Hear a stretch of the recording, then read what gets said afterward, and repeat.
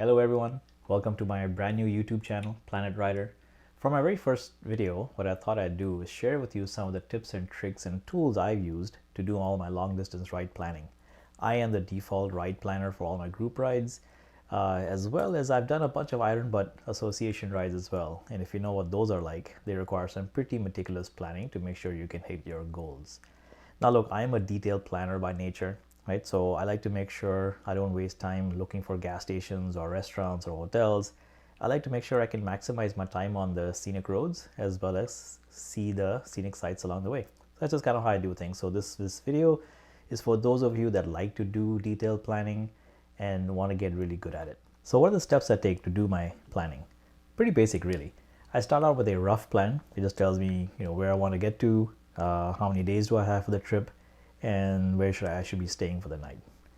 After that, I get deep in the details of all the different stops I want to make every day. My gas, my restaurants, my sightseeing stops, what roads I want to take, and so on. And that's my detailed plan. And then of course, I'll let you know as well, what do I do with that detailed plan once I'm on the ride and how I use it for navigation. The tools I use, again, really straightforward. I use Google Maps for a lot of my planning. I use Google My Maps to save those custom maps so I can share them and use them over and over again. And over the years, I've developed this Magic Spreadsheet that I really like to use for my detailed planning for the day, especially my Iron Butt rides. And I'll show you that in detail. I think you're going to really like that. All right, well, if you're ready to get started, let's get going with the rough plan portion of the process. So for this exercise, I'm going to plan a 2-day trip from my home in the Bay Area of California through Central California, over through Death Valley, and then ending up in Las Vegas for the night. All right. Now, I have done some basic research along the way and know of a couple of places I want to stop to see on the ride.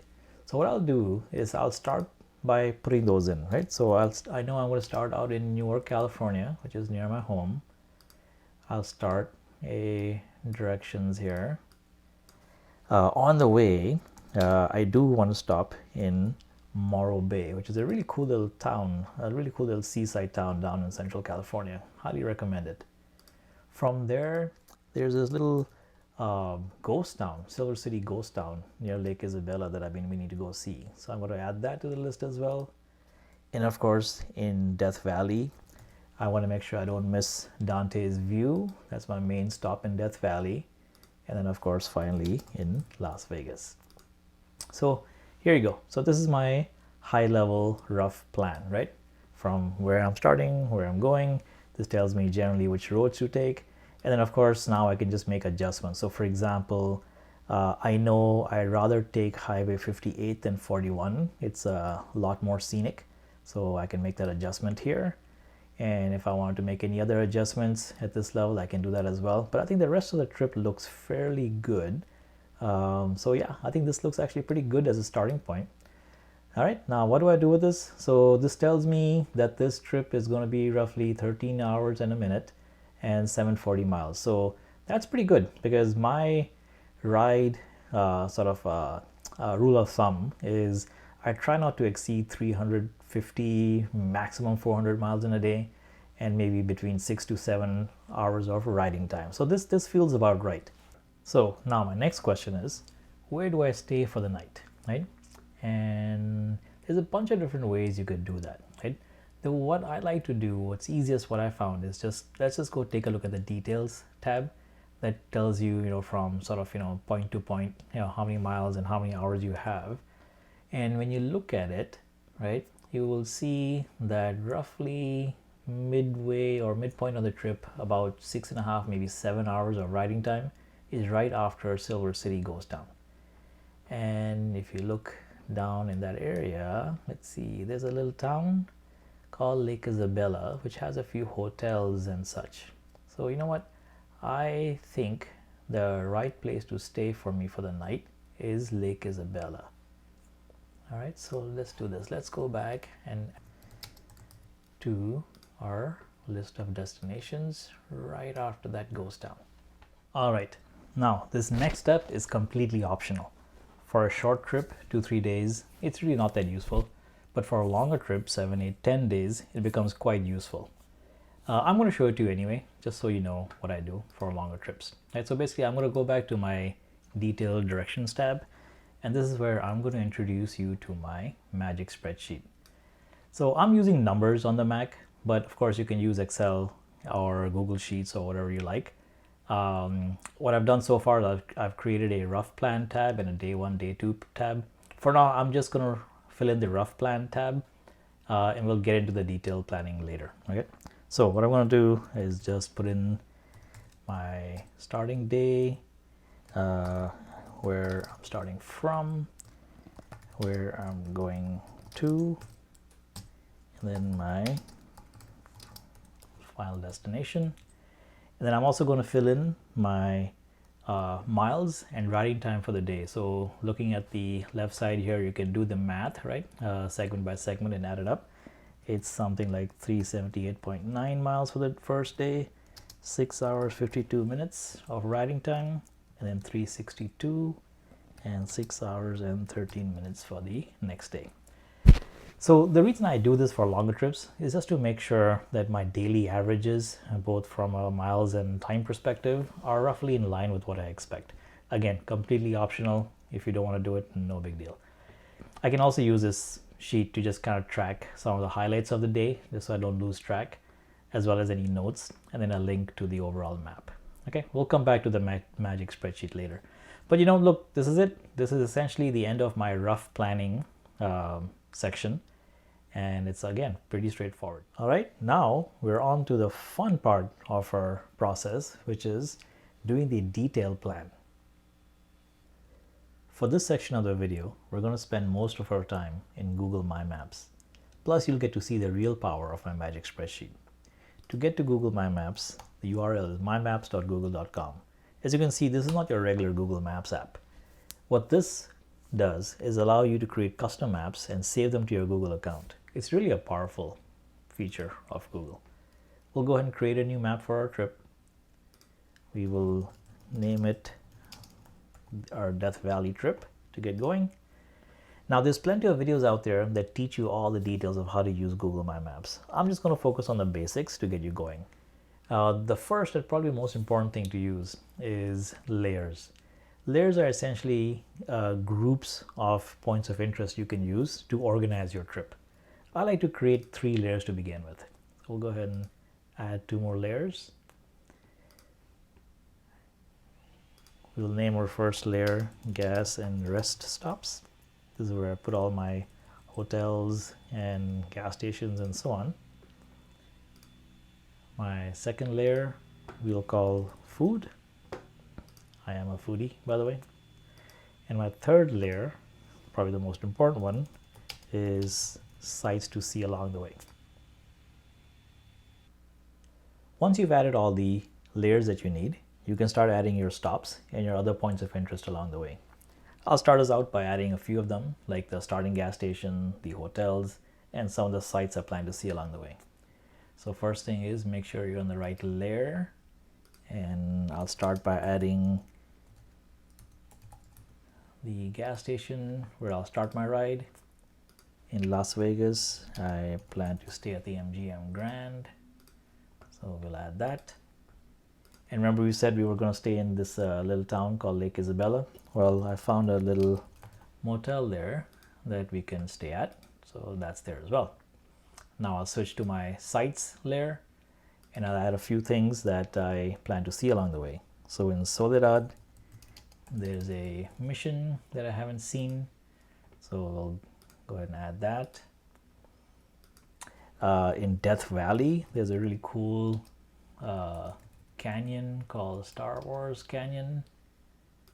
We'll add that. I already mentioned Morro Bay. There's a Morro Rock there as well, so we'll go ahead and add that. The other cool thing about adding these points of interest to these layers is you can customize them quite a bit. So for example, I'll choose the 76 gas station, and I'll go ahead and add the name of the city to it. Plus I can change the color of the icon, for example, and I can even choose from a bunch of different icons to make it more distinct on the map. So for example, for this, I will choose a gas station icon, And there you go. And then finally for the mission Soledad, I can change that to, let's say, a brownish icon, and let's choose a symbol for a Christian church. There you go. Once you're done adding your stops to your layers, your map might look something like this. Basically what you've done so far is added all your main stops, and now you can start planning your route itinerary for the day. So to do that, I am going to click my first stop for the first night, which is the Lakeview Motel, and I'm going to click this little icon here that says directions to here. What that does is create a new layer for driving directions, and I'm going to start putting in all these stops for that day. So we'll start in Newark. We'll go to San Juan Bautista. So notice what, as I'm doing this, basically it's picking up all the points of interest from my layers above. So that makes it really super easy. Okay, I will move the Lakeview Motel down the bottom, and here you go. This basically is your itinerary for your day one. Now remember, I had preferred that we go on Highway 58 versus 46, so I can go ahead and make that adjustment right here as well. All right, similarly for day two, I'm going to click my destination for that second night, click on directions to here, and then go ahead and add all my stops for that day as well. And it's that simple. So now you have a detailed route itinerary that has all your main stops for those 2 days. And notice that these two layers, you can click them on or off, so you can see clearly kind of what's behind them as well. Now for my next step, you're going to see the power of my Magic Spreadsheet and how it helps you plan all the remaining details. Before we get deep into my spreadsheet, let's just spend a few minutes and do a quick walkthrough. It might look a little complicated, but actually it's quite simple. On the left side, the white columns are all manually entered by me, mostly from Google Maps. On the right side, the gray columns are all automatically calculated for me, except for the couple of yellow cells. Looking at each column, most of them are pretty self-explanatory. The stop name and address come right from Google. I put a little X in the gas, food, or sightseeing column just to tell me what kind of a stop that is. The miles to destination and time to destination are the two most critical columns here, and those come right from Google My Maps. I'll show you those in a second. The stop time column is an estimate of how much time I plan to stop at that stop, for example, lunch or a sightseeing stop. Now on to the calculated columns. The rest time per hour is interesting. I tend to not ride non-stop for more than an hour typically. And what I have calculated in the past is I typically spend about 10 minutes of a break for every hour of riding. So that is my sort of filler time, if you will, where if the ride between two stops is more than an hour, it automatically calculates a small break time for me. You'll see that in action in a little bit. The cumulative miles and cumulative time just tells me, from stop to stop, the total distance and total time I've been riding. And then the arrive time and departure time, I'll calculate it based on all the other inputs that you have in here. And then finally, the miles from last gas. And on the critical column, if you use that gas column correctly and you put an X in it, that'll calculate the distance from the last gas station so that you make sure you never run out of gas. Folks, on to the next step. We're getting pretty close to being done, so hang in there. For this next step, we're essentially going to take this detailed riding itinerary and transfer it to the spreadsheet so that we can finalize our plan for the day. For example, filling in any gas stops or food stops along the way. Okay, so I'm going to focus on day one. So let's just go ahead and hide the day two detail. And if you look here, these little three dots here, for this directions layer, you get this option of looking at step-by-step directions. This is a really cool and really important view. Essentially, it gives you from stop to stop to stop what the actual distance is between stops and the riding duration. So what we're going to do is essentially transcribe that over into my spreadsheet. Now I'm just going to do the first couple for you, and then I'll fill them in offline. So for example, my first stop is 76 gas in Ardenwood, going on to San Juan Bautista Mission, right? And this is a gas stop, this is a sightseeing stop. Now the miles, the distance to stop B is 64.3 miles. You can see that up here. And the time to stop B is 1 hour 4 minutes. Okay, and I think I'm probably going to spend about 25 minutes at that stop. All right, now I'm going to fill the rest of this in so you don't have to watch me, and then I'll come back and talk about it. Okay.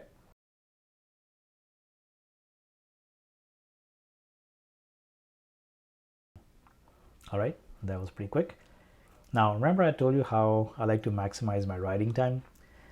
That's why I use this approach to plan my gas stops and my meal stops so that I can make sure I'm not stopping when I don't really need to. And I also pick the right location and time for my meal breaks. So we'll do my lunch break first, right? So we're looking at these estimates on arrival departure time. It looks like right after Morro Rock is probably a good time for me to plan for lunch, around 12:30 or so. Now I did some research and I found a cool little restaurant in Morro Bay called Harbor Hut, and there it is. I'm going to go ahead and add that to my map, and what I'm going to do is go ahead and add that to my plan right after Morro Bay.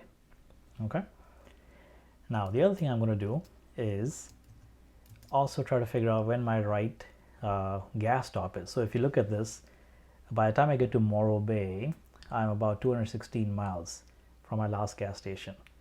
My bike's range is about 200, but I try not to get beyond 175. So basically about, let's say, 40 miles before Morro Rock is when I need to fill gas. So let's go and plan for that. The tool I use here is actually pretty cool too. That's this little ruler tool. And what this does, it lets you measure distances on the map. So I'm going to measure about 40 miles previous to Morro Bay. So I'm going to click here and kind of just drag it, just roughly along the edges of the road. And we'll get to about 30 miles or so. That should be actually pretty good. So I'll stop there. So basically what this looks like is I should plan for a gas stop in the city of San Miguel. Okay. All right, so now let's go look at San Miguel and find ourselves a gas station on the way. And there you go, there's one right there. We'll go ahead and add that to our gas and rest stops. Okay, and then of course we need to add it to our itinerary for the day. Chevron, there you go, and that'll come right before Morro Bay. And there you have it. We have our first gas station in there. Now I'm going to need to go update my spreadsheet just so we can calculate the next gas stop. So I'll go ahead and do that right now.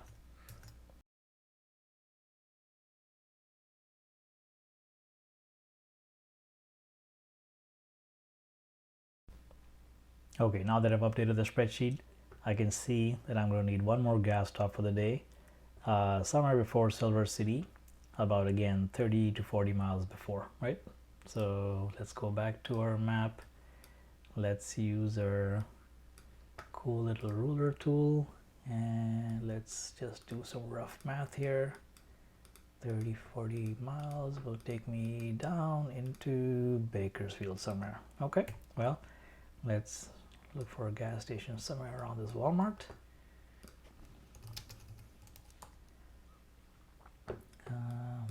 Well, looks like we'll have to settle for this one. Let's go ahead and add that. And then of course, let's add it to our destination for the day right before Silver City. And there you have it. So now we're going to go back one more time and just go ahead and add that to our file.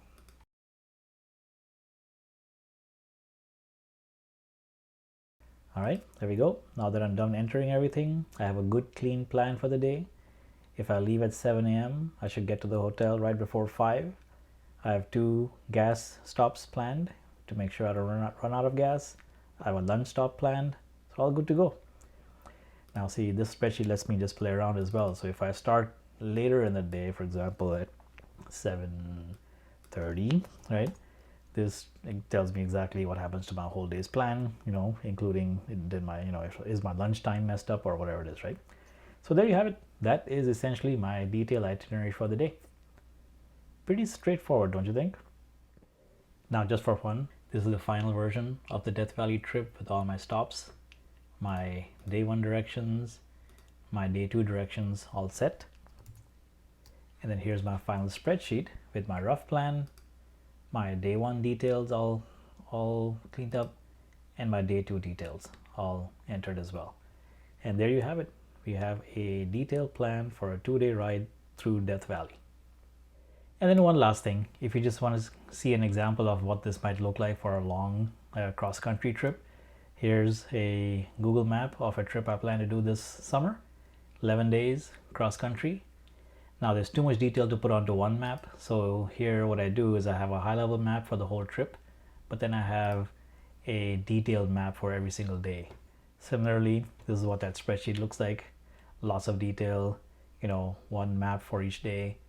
And as you can imagine, lots and lots of detail to capture.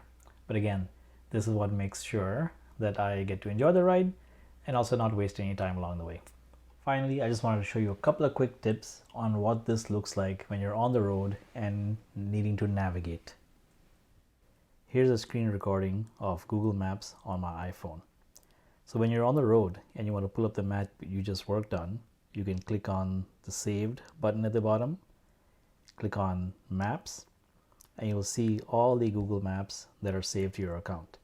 So we'll pick the Death Valley trip that we just did, and here is your 2-day itinerary with all the saved locations. You can look at the map legend for all the detail of where you're going, where you're stopping, right? Now, when you want to use this for navigation, it's a little clunky, not ideal. What you can do is essentially, pick each spot that you're trying to get to in sequence, and you can do directions just like you would any normal Google Maps. One more little trick I want to show you. When you're riding and you might be in the middle of nowhere, you want to make sure you have Google Maps downloaded to your phone in offline mode. So how you do that is you click on your account at the top right, click on Offline Maps, select your own map, and then you can select an area that you want to download. For this trip, I want to make sure I have all of Death Valley downloaded to my phone because I know I won't have any signal out there. So here you go, you download that app, and now you have all your navigation capabilities, even though you may not have any cell signal where you're going. Pretty cool. Well, and there you have it.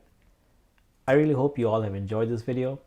I hope you've learned something from it, and I hope you're able to use those learnings for your future trips. If you did enjoy it, please like the video, subscribe to my channel, and share this with your friends. I'm just getting started on YouTube and I could use your help. Thank you very much, and I'll see you soon.